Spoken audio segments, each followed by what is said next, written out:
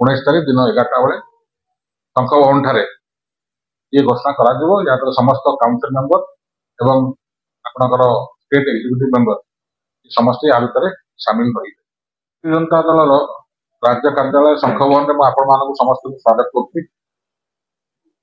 दलर सांगठनिक निर्वाचन प्रक्रिया चूड़ांत पर्याय को आसी पहुंची।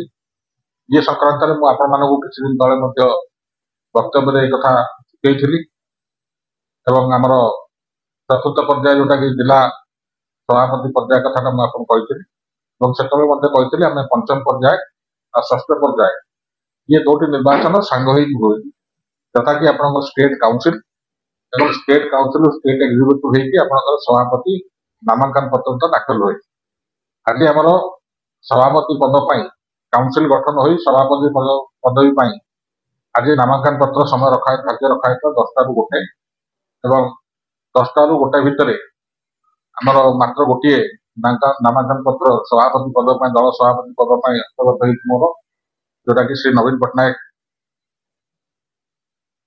नामांकन पत्र दाखल कर गोटाए बाजिला सरीगला आज प्रेस कॉन्फ्रेंस जनाऊँ कि गोटे नामांकन पत्र आसंता 19 तारीख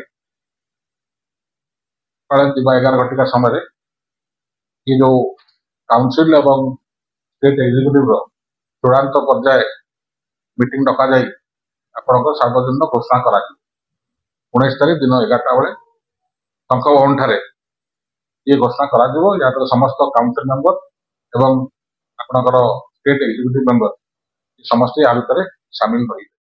355 मेंबर रहा व्यवस्था अच्छी तार संवैधानिक प्रावधान जनता दल जो सांगठनिक संवैधानिक प्रावधान तार विभाजन सब अच्छी से हिसाब से चयन करा जाए। हाँ कार्यकारिणी बैठकटा सार्वजनिक बैठकटा 19 तारीख दिन हम जहाद्वारा कि कार्यकारिणी सभापति पद जो आज नामांकन पत्र दाखल है घोषणा करा।